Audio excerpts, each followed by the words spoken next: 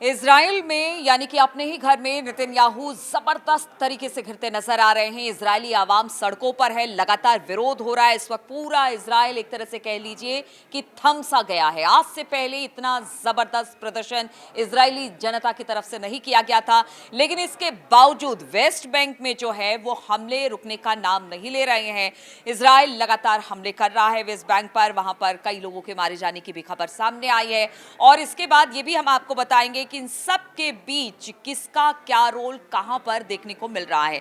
बातचीत करने के लिए मयंक हमारे साथ जुड़ गए हैं। मयंक, नेतन्याहू अपने ही घर में घिरते चले जा रहे हैं, लेकिन वेस्ट बैंक में जो है वो हमले कम नहीं हो रहे हैं, लगातार हमले तेज हो रहे हैं।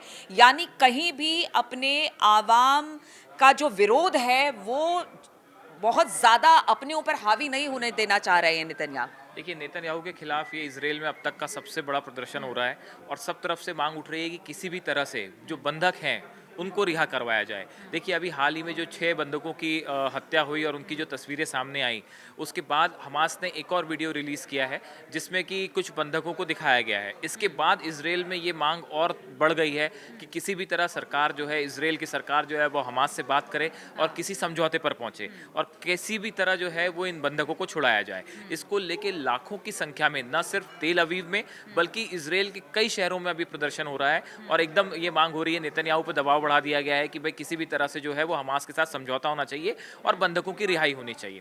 इसी बीच जो है वो एक बड़ा बयान जो बाइडेन का सामने आया है। उन्होंने ये कहा है कि भाई जो ये पूरा संकट है इसके लिए नेतन्याहू और हमास दोनों ही जिम्मेदार हैं और जिस तरह से जो एक पीस प्रोसेस था, जो कोशिश होनी चाहिए थी, वैसी कोशिश नहीं हो पाई।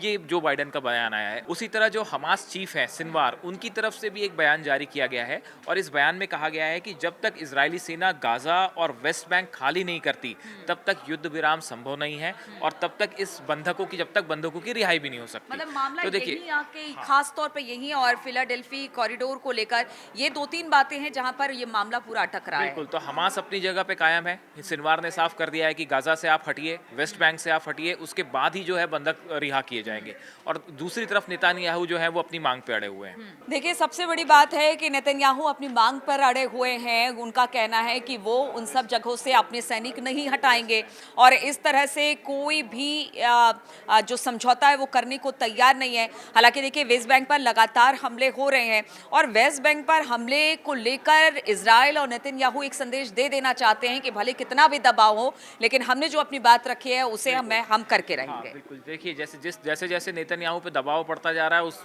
वैसे वैसे वो जो है वेस्ट बैंक पे और एग्रेसिव हो गए हैं। और देखिए, अभी जो है पिछले 24 से 48 घंटों में जेनिन और रमल्ला, ये जो 2 जगह है वेस्ट बैंक पे, यहाँ पे ज़बरदस्त हमले हुए हैं। जेनिन में जो इजरायली फोर्सेस हैं, आईडीएफ की इजरायली फोर्सेस जो हैं, उन्होंने यहाँ तक कि महिलाएं और जो बच्चे हैं इनकी भी जांच की गई कि भाई कहीं ये किसी तरह से कोई जो लड़ाके हैं उनको प्रोटेक्शन तो नहीं दे रहे। तो देखिए, जेनिन में एक तरफ लगातार हमले हो रहे हैं और उसके बाद रमल्ला जो दूसरी जगह है, यहाँ पे एक बड़ा अटैक हुआ है और यहाँ पे बताया जा रहा है कि 6 हमास के लड़ाके जो है वो मारे गए हैं। और ये वेस्ट बैंक में जो खबरें आई उसके मुताबिक सोर्सेस ने पता चला कि वेस्ट बैंक में एक मस्जिद है, उस मस्जिद को घेर कर जो है इजरायली फोर्सेस ने हमला किया।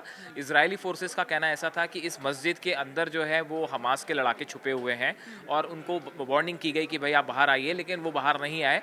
उसके बाद इजराइल ने जो है वो इस मस्जिद पे हमला किया और उसमें जो है काफ़ी सारे जो है हमास के लड़ाके मारे गए, ऐसा बताया जा रहा है। तो ये देखिए, यहाँ पे है ना सिर्फ ग्राउंड ऑपरेशन हो रहा है बल्कि इजराइल की एयरफोर्स ने भी वेस्ट बैंक के कई इलाकों में जो है वो बमबारी की है। और जब ये मस्जिद में जो ऑपरेशन चला, बताया जा रहा है कि करीब 2 घंटे तक ये पूरा ऑपरेशन चला। उसके बाद जो अंदर लड़ाके थे उनको मार दिया गया।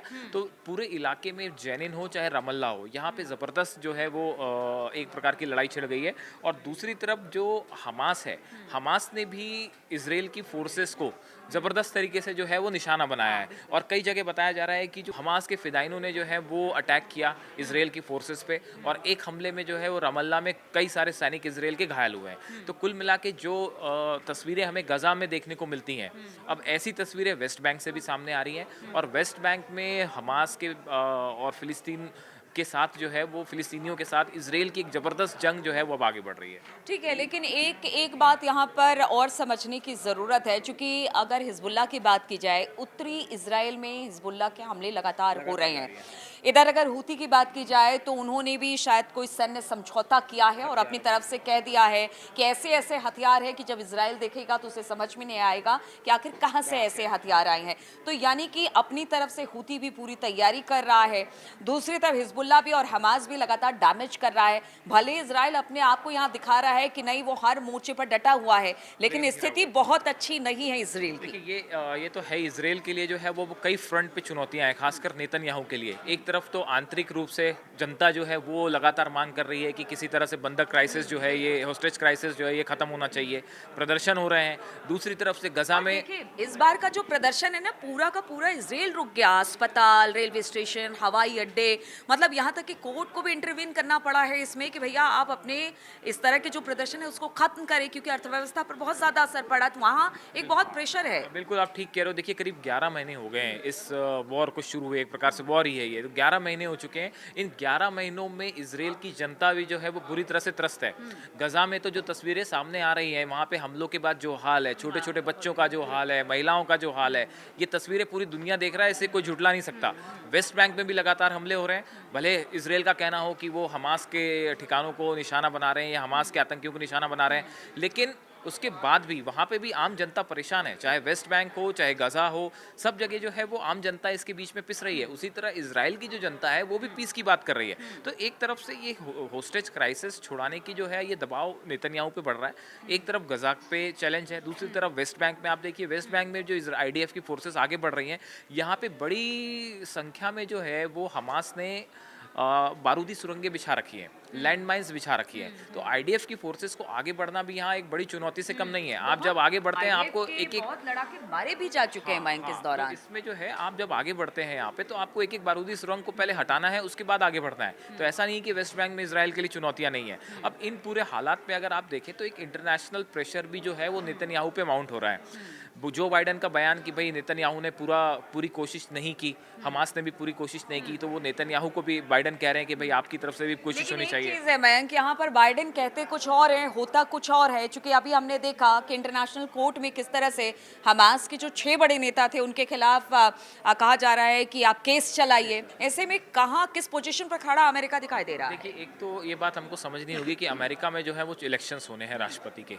तो ऐसे ऐसे वक्त पे इसराइल के ऊपर कोई कॉन्क्रीट स्टैंड लेना, ये इससे जो है कमला हैरिस के आप अगर पिछले बयान देखें तो ऐसा लगता है कि कमला हैरिस भी कुछ बहुत साफ स्टैंड नहीं लेती दिखाई दे रही हैं। हाँ, अब देखिए जैसे अभी ट्रंप ने एक बयान दिया है कि भाई अगर कमला हैरिस राष्ट्रपति बन गई तो इसराइल नक्शे से ही खत्म हो जाएगा।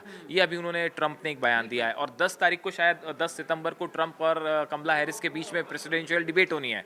तो इस पे भी सबका ध्यान लगा हुआ है कि भाई अब जो है वो ट्रंप का इस पे क्या रुख रहता है इसराइल का। इसराइल को लेकर ट्रंप तो हमेशा से बहुत एग्रेसिव रहे हैं और वो चाहते हैं कि भाई हर तरह से जो है इसराइल को डिफेंड किया जाए। लेकिन कमला हैरिस के जो बयान आए हैं सामने पिछले दिनों में और कुछ जो बाइडेन के बयान आए हैं, वो थोड़ा सा उतना एग्रेसिव नहीं है जितने ट्रंप हैं हमास को लेके। तो देखिए कुल मिला के अब ये जो अगला प्रेसिडेंशियल डिबेट होगा, इस पे सबकी नज़र है कि इसराइल और हमास को लेके इस पे क्या कुछ, इसराइल को लेके क्या कमला हैरिस कोई बड़ा बयान देती हैं या ट्रंप क्या कहते हैं। तो देखिए एक तरफ राष्ट्रपति चुनाव है इसराइल में, एक तरफ राष्ट्रपति चुनाव है अमेरिका में, दूसरी तरफ नेतन्याहू के खिलाफ प्रदर्शन हो रहा है, 3-4 मोर्चों पे एक साथ लड़ाई लड़ी जा रही है। तो कुल मिला के जो नेतन्याहू हैं ये बड़े दबाव में हैं, इसमें तो कोई शक नहीं।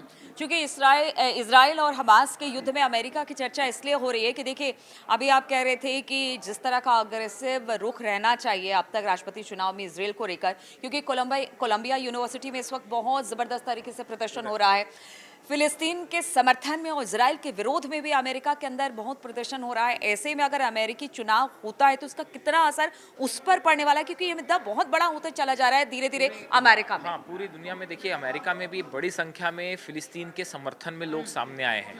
तो प्रदर्शन सिर्फ तेल अवीव या इसराइल में ही नहीं है, अमेरिका में भी बड़ी संख्या में ऐसे लोग हैं, खासकर युवा। अभी हाल में पीछे एक रिपोर्ट आई थी जिसमें कहा गया था जो अमेरिका के युवा वोटर्स हैं ये जो है थोड़ा सा फिलिस्तीन को लेके जो है थोड़ा सा सॉफ्ट कॉर्नर रखते हैं और उसके समर्थन में है। तो ऐसे में बड़ी संख्या अमेरिका में भी है युवा वोटर्स की जो फिलिस्तीन के समर्थन में जो यहाँ पीस चाहते हैं, जो वॉर के अगेंस्ट हैं। तो इसका एक बड़ा दबाव, तो बड़ा मुद्दा अमेरिका के चुनाव में जो है वो देखने को मिलेगा इसराइल और इस पूरे क्षेत्र के लिहाज से। लेकिन अब आने वाले कुछ दिनों में देखिए आप क्या होता है, नेतन्याहू क्या देखिए अभी जो ये बंधक क्राइसिस है ये खत्म होता तो कहीं दिख नहीं रहा, है ना? तो ऐसी स्थिति में अब नेतन्याहू आगे क्या करेंगे? क्या वेस्ट बैंक में या फिर गजा में? गजा में जैसी सीज़ फायर खत्म होता है, क्या उसके बाद कुछ बड़ा अटैक होने वाला है? या इसको लेके नेतन्याहू का क्या रुख होता है? ये बड़ा देखने की बात है, जिसके हिसाब से ये तय होगा कि हिजबुल्लाह, हुती, हमास और नेतन्याहू इनके बीच में अब आगे क्या एक समीकरण बनता है, इस पे ये तय होगा कि इस पूरी एरिया में वॉर आगे बढ़ता है या थोड़ा कम होता है। बिल्कुल, तो लगातार हमारी नज़र हमास और इज़राइल के युद्ध पर रहेगी, साथ ही साथ हूती क्या कर रहा है या फिर हिज़्बुल्लाह या अमेरिका का रुख इसमें क्या रहने वाला है या बाकी देशों का रुख इस पर क्या रहने वाला है, इस पर लगातार हमारी नज़र बनी रहेगी। हम इस पर लगातार आपसे चर्चा करते रहते हैं और आप तक जानकारी पहुंचाते रहते हैं। आप बने रहिए हमारे साथ।